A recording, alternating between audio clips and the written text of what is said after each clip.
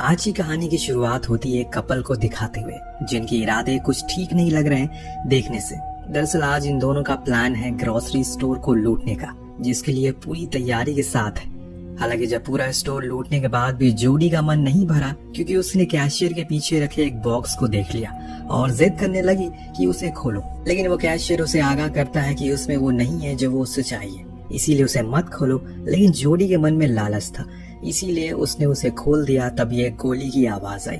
हम सीधा पहुंच गए एक वीराने जंगल में, जहाँ एक सहमी सी अकेली लड़की जो न जाने कब से यहाँ भूख के कारण भटक रही है। आगे पीछे उसके कोई नहीं था, न जाने क्या हुआ था उसके साथ अतीत में, जो अभी इस हाल में है वो। लेकिन फिलहाल अभी उसे अपने सामने एक लकड़ी की झोपड़ी दिखाई देती है। वो फौरन उसके अंदर चली गई, जहाँ समांथा को खाने से भरा एक बैग दिखा। जो कुछ भी था उसके हाथ लगा, उसे वो खाना शुरू कर देती है। लेकिन तभी बाहर से किसी की डरावनी आहट सुनाई दी। कोई तो है जो इस तरफ बढ़ रहा है। इस डर के चलते समांथा वहां रखे एक बेड के नीचे छुप गई। तभी वो शख्स अंदर आया। हाथ में उसके एक कुल्हाड़ी थी, पर वो कौन था ये हम नहीं देख सके। उसने अपने खाने का बैग उठाया और चुपचाप चल पड़ा। नीचे छुपी समांथा चुपचाप सहमी सी छुपी रहती है। जब कुछ समय बीत गया तो उसने निर्णय लिया कि अब उसे यहाँ से बाहर निकलना चाहिए, इसीलिए वो फौरन भागने का फैसला करती है। लेकिन तभी अचानक उसकी टक्कर उसी आदमी से हो गई जिसका नाम टॉम था। लेकिन वो उसे कोई नुकसान नहीं पहुंचाता, बल्कि वो तो उसकी मदद करता है। जो देख समांथा उससे माफी मांगती है कि उसने उसके बैग से खाना चुराया, क्योंकि वो 2 दिन से भूखी थी। दरअसल उसकी कार खराब हो गई है बीच रास्ते में, तो उसका हस्बैंड पास के ही पेट्रोल पंप पर गया मदद के लिए, लेकिन अभी तक वो लौटा ही नहीं। इत्तेफाक की बात यहाँ ये थी कि टॉम की कार भी खराब हो चुकी है, बल्कि वो तो यहाँ 3 दिन से फंसा हुआ है। अब ये सुनते ही समांथा घबरा गई और कहा कि उसे जाना होगा अपनी पति के लिए, हो सकता है कि वो आ गया हो।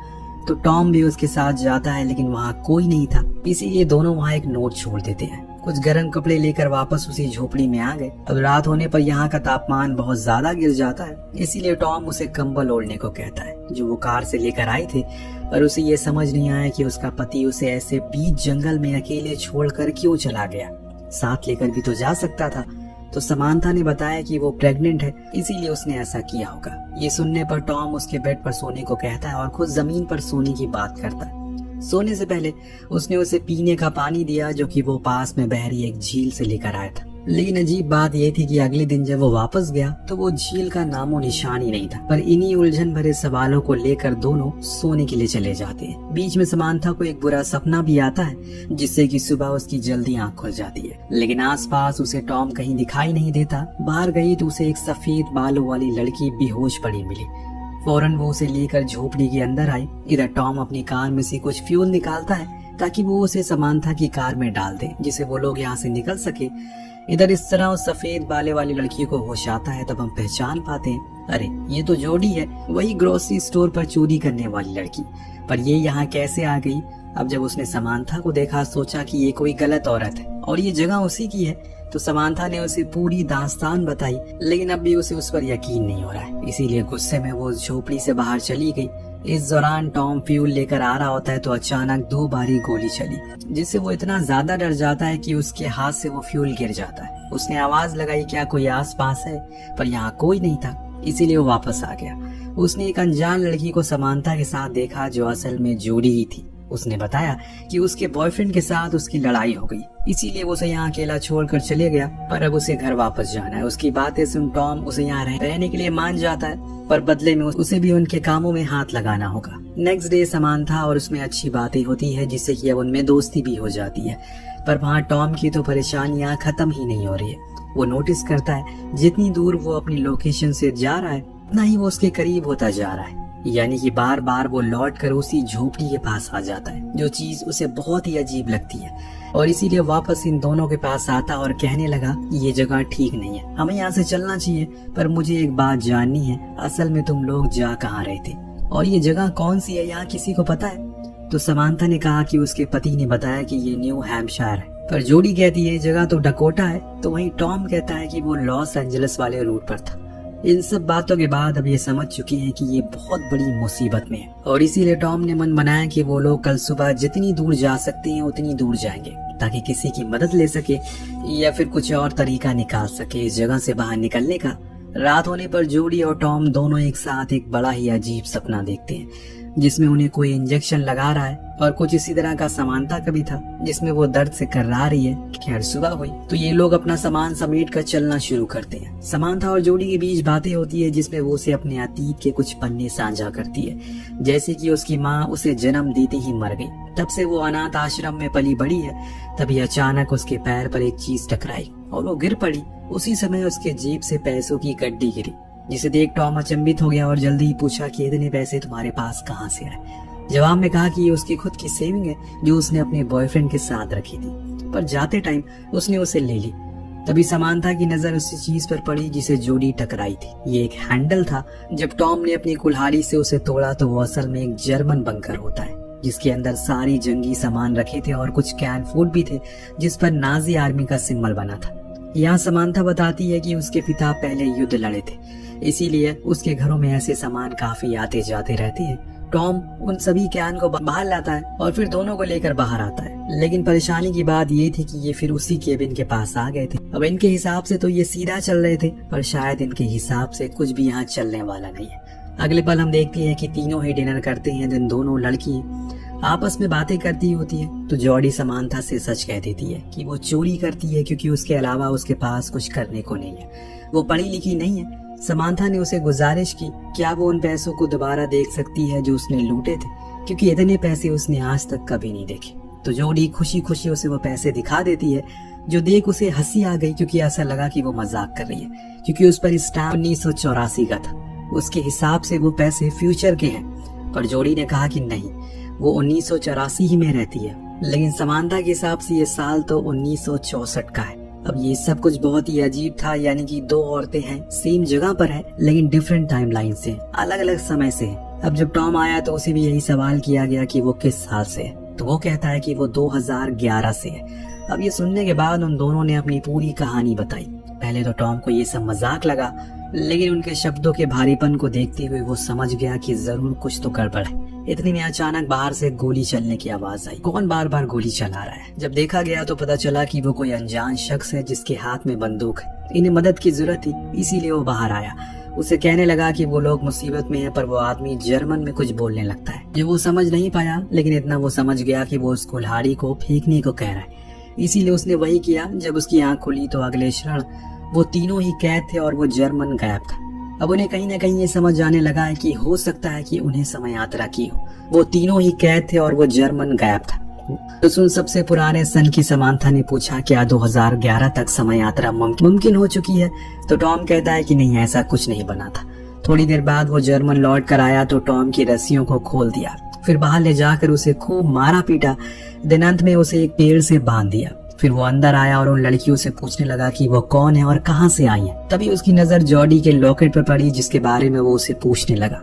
सिर्फ समानता ही थी जिसे जर्मन आती है, इसीलिए वो उसे समझाती है कि वो लॉकेट उसकी माँ का है और वैसे ही सेम उसके पास भी है। तब वो जर्मन नागरिक गुस्से में अपने गले में पहना वही सेम लॉकेट दिखाता है, जिसमें एक औरत की तस्वीर थी जो हूबहू समानता की माँ की तरह लग रही है। चीजें अब धीरे धीरे करके और परेशान करने लगती है, लेकिन आप बने रहिए क्योंकि इसका अंत आपको हिला कर रख देगा। अब वो दोनों लड़कियों को लेकर बाहर आता है तो समानता टॉम से पूछती है क्या उसके पास भी ऐसा कोई लॉकेट है, लेकिन वो इनकार करता है। इस बीच वो अनजान आदमी ये भूल चुका था कि टॉम ने खुद की रस्सी खोल ली है। अगले पल अब उस हाल में है जिस हाल में उसने इन तीनों को रखा था, पर वहीं खड़ी ये तीनों अपने ही कश्मकश में डूबे हुए हैं, क्योंकि कहीं न कहीं उन्हें ये गुत्थी सुलझती हुई नजर आ रही है। समानता का कहना था कि उस आदमी के पास जो लॉकेट है उसमें जो तस्वीर है वो उसकी माँ की है, पर टॉम ये मानने को राजी नहीं था।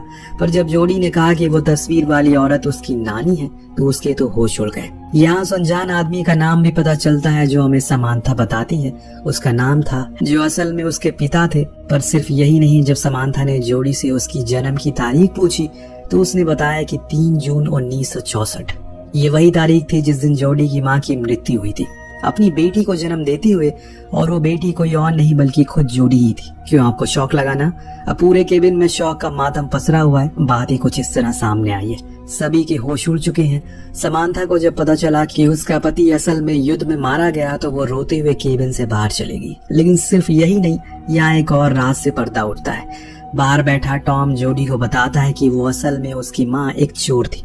पर वो उसकी इस बात को नकार दे क्योंकि उसके पास ऐसा कोई लॉकेट नहीं था। पर उसका कहना था कि उसके पास सेम लॉकेट है, पर वो अभी उसके घर पर है। वो बताता है कि उसकी माँ एक चोर थी जो अपने पति केविन के साथ शहर के गैस स्टेशन ग्रोसरी स्टोर को लूटा करती थी, लेकिन एक दिन उन्होंने खुद अपने पति को मार डाला, जिसके जुर्म में उन्हें फांसी हो गई। ये एक कड़वा सच था जो असल में हकीकत थी, और ये चीज जोडी सुन नहीं पाती और वो भी केबिन से बाहर आ जाती है। बाहर बैठी उदास समांथा के पास उसकी बेटी जॉडी गई। अब वो एहसास कुछ अलग है, पहले वाली चीज खत्म हो चुकी है, क्योंकि समांथा को जब से पता चला कि वो अपनी बेटी को जन्म देते मर जाएगी, उसकी तो मानो दुनिया ही उजड़ गई।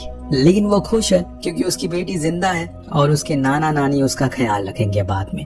लेकिन जोडी ने बताया कि नाना नानी उस पर बहुत अत्याचार करते हैं और हमेशा भूखा रखते हैं, इसीलिए उसने बचपन में ही उसे घर छोड़ दिया।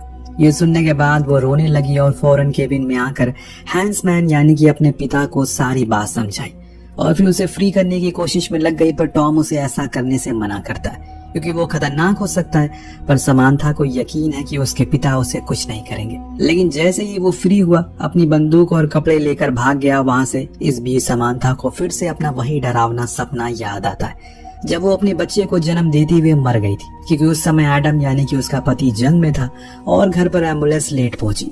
तो वहीं टॉम ने भी बताया कि उसने भी ऐसा कुछ सपना देखा था जिसमें वो उस फादर को शूट कर देता है जो उसका शोषण करता था, और फिर उसके बाद खुद को भी शूट कर लेता है। वहीं आखिर में बारी आई जोडी की, तो उसे भी वही फांसी वाला दिन याद आता है। यानी कि तीनों को ये अभी पता है कि वो मरने वाले हैं और कैसे कैसे मरने वाले हैं ये भी जानते हैं, पर अभी मरे नहीं है। तो यानी कि ये तीनों अपना अतीत बदल सकते हैं, जिस चीज के लिए टॉम इन्हें फौरन उसी जर्मन बंकर में लेकर जाता है, क्योंकि उसका मानना था कि ये सब हैंसमैन की मौत के बाद से ही शुरू हुआ था। तो हमें सबसे पहले उसे रोकना होगा। समांथा ने बताया कि उसके पिता की मौत 14 मई को हुई पोलैंड में एक एयर स्ट्राइक में, और आज 14 मई थी और जिस जगह ये खड़े हैं वो पोलैंड ही है, यानी कि उनके पास मौका है। टॉम ने दिमाग लगाया और बताया कि अगर हैंसमैन की मौत नहीं होगी तो उसकी बीवी यानी कि समांथा की दूसरी शादी नहीं करेगी, जिसका मतलब ये होगा कि वो घर पर होगा और तब वो समांथा को लेबर पेन के दौरान हॉस्पिटल ले जा सकेगी। इसीलिए वो फौरन हैंसमैन को ढूंढने निकल जाता है जो केबिन में रेडियो से कनेक्शन बना रहा था, पर वो खराब था। तो समांथा ने उसे एयर स्ट्राइक के बारे में बताया, पर वो उसकी एक नहीं सुनता और भागने लगता है। तब टॉम उसे रोकने की भरपूर कोशिश करता है, लेकिन इसी में एक भयानक गलती हो जाती है। हैंसमैन ने गोली चला दी जो जाकर लगती है सीधा जोडी को। वो तो भाग जाता है, लेकिन ये दोनों घायल जोडी को लेकर केबिन में आते हैं। टॉम अब बहुत ही ज्यादा परेशान था, क्योंकि अगर जोडी मर गई तो वो कभी पैदा ही नहीं हो पाएगा। मुझे उसे किसी तरह करके रोकना होगा, इतना बोलकर वो हैंसमैन को पकड़ने के लिए चला जाता है। इधर समांथा अपनी बेटी को जिंदा रखने की पूरी कोशिश करती है, इसीलिए ईश्वर ने कभी किसी इंसान को ये ताकत नहीं दी कि वो खुद के अतीत को कल को देख सके, वरना वो कुदरत की बनाई चीजों से छेड़छाड़ करना शुरू कर देगा, जिसका अंजाम बहुत ही भयानक हो सकता है। टॉम ने हैंसमैन को ढूंढ तो लिया, लेकिन वो हर बारी उसके चंगुल से भाग जाता है। लेकिन उसे एक बात देखी, वो कहीं भी भागे बार बार उसी केबिन के पास आ रहा था, इसीलिए वो भी अब उसी केबिन के पास चला गया जहाँ अब दोनों आमने सामने थे। हैंसमैन उस पर कई गोलियां चलाता है, लेकिन एक भी गोली उसे नहीं लगती, क्योंकि अब टॉम का वजूद ही खत्म होता जा रहा है। जॉडी की आखिरी सांसों की तरह जैसे जैसे उसकी आत्मा उसके शरीर को छोड़ रही है, टॉम खुद का अस्तित्व खोता जा रहा है। और फिर एक पल वो भी आता है जब वो पूरी तरह से गायब हो जाता है, क्योंकि जोडी मर चुकी है। पर समांथा को अब ये देख अपने पिता पर बहुत गुस्सा आता है। उन्होंने खुद के साथ साथ अपने आने वाली पीढ़ी की भी जिंदगी को मुश्किल बना दिया। इतना सब कुछ होने के बाद अब जाकर हैंसमैन को उसकी बातों पर यकीन आता है, लेकिन अब क्या, अब तो बहुत देर हो चुकी है।